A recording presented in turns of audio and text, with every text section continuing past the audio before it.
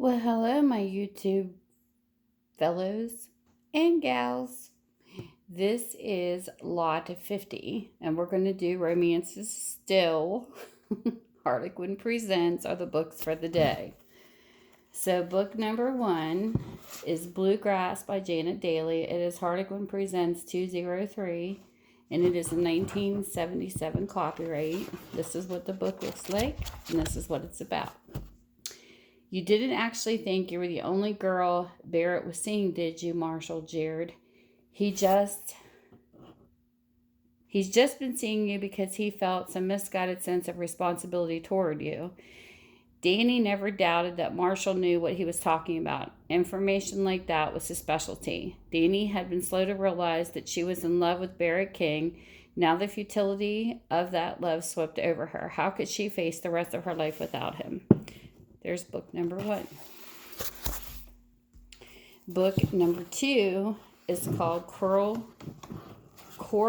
K by Kerry, Allyne. It is Harlequin Presents 513. It is a 1981 copyright. This is what the book looks like. It's got initials there. And this is what it's about.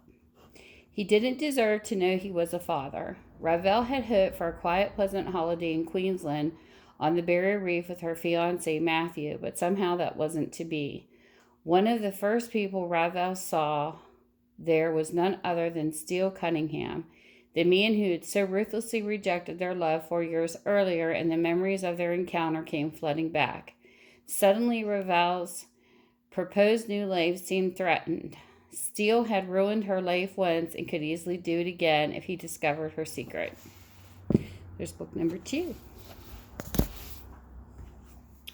Book number 3. The Bride Said No by Charlotte Lamb. This is a Harlequin Presents 874, and it is copyright 1985. This is what the book looks like, and this is what it's about. The bride was having second thoughts with the wedding only a day away. Miranda had more than prenuptial jitters. She felt betrayed by the 2 men she loved most in the world.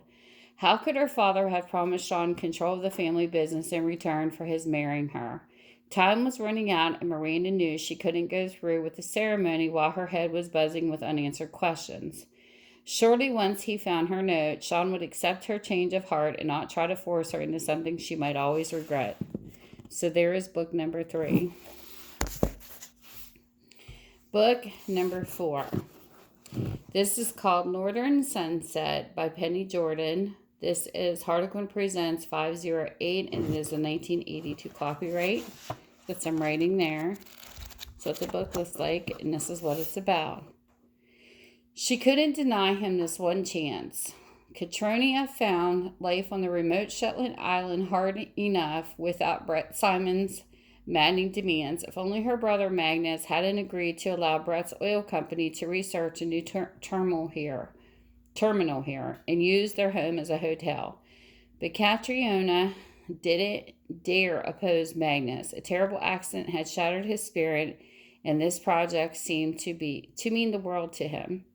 The longer Brett stayed, though, the more Catriona felt her own sanity was at stake. Brett wanted more, much more than she could give him.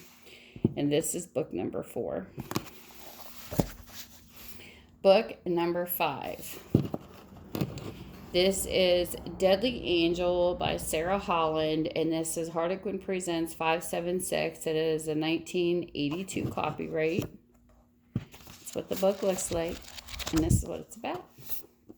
He could neither forgive nor forget. Nothing Olivia could say would diminish Nick Beretta's hatred for her. The woman who had cruelly rejected and deceived his brother Greg would suffer her callousness. Now, though she was innocent, Olivia must deal with Nick's dangerous threats. I make a point of getting what I want, he informed her, and Olivia knew she must escape. For it was obvious that while he wanted to hurt her, he also wanted to make love to her, and she doubted that she could refuse him. So there's book number 5. Book number 6. This is Elegant Barbarian by Katherine Spencer. This is Harlequin Presents 1682, and it is a copyright of 1992. This is what the book looks like. And this is what it's about. He was no gentleman, and in Jackson Connery's company, Laura Mitchell was hardly a lady. She was positively wanton. But how was a man who could barely exchange a civil word with anyone able to arouse such a longing in her, and why did she have to find herself so attracted to a man who clearly wanted to be left alone? For the first time in her life, Laura was shamelessly tempted to exert her feminine charms, but could she be happy with a brief affair when what she really wanted was Jackson's love? There's book 6.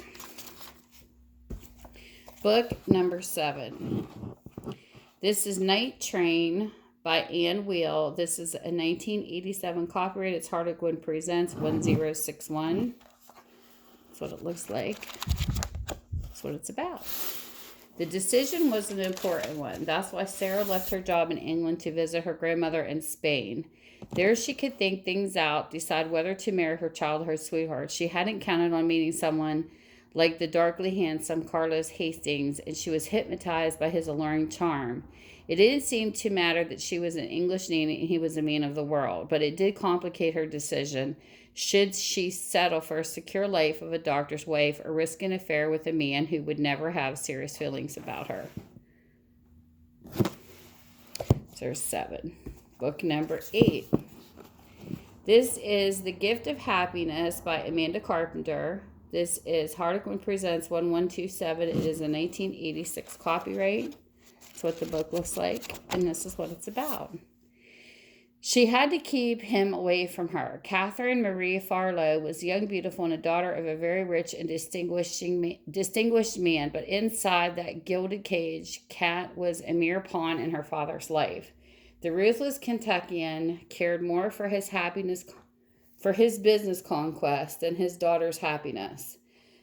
Fully expecting Kate's womanly cooperation in the latest plot to undo his rival, Lucas Dalton, but Kate refused. She could never willingly be the trap to set to ruin the one man who had offered her sanctuary from a loveless home, even if protecting Luke meant sending away the most attractive man she had ever met. So there you go. Number 8. Book number 9. This is Stranded Heart by Vanessa Grant. This is a 1988 copyright and is Harlequin Presents 1209. This is what it looks like. It's got some initials written in there. And this is what it's about. How dare he criticize her?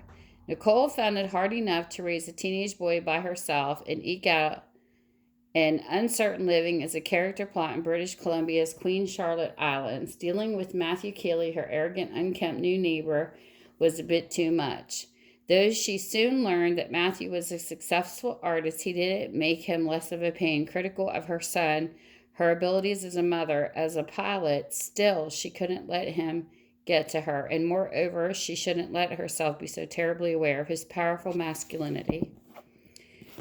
There's number 9. Book number 10. This is The Widow and the Wastrel by Jana Dailey. This is Harlequin Presents 211, and it is a 1977 copyright. It's got some initials in it. That's what the book looks like. That's what it's about. I just show you what the book looks like so you know what shape it's in.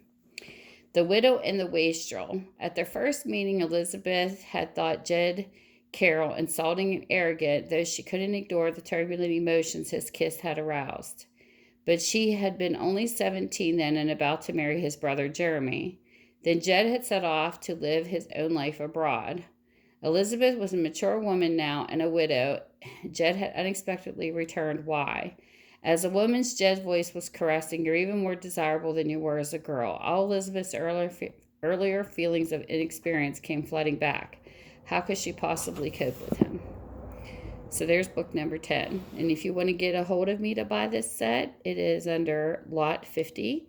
And you can put that in the description when you send an email to TammysMakeupTraits@gmail.com, or you can contact me through Facebook under Minda's Bookstore and More. And with that, I hope you guys have a great time no matter where you are in the world. See you later and take care. Bye.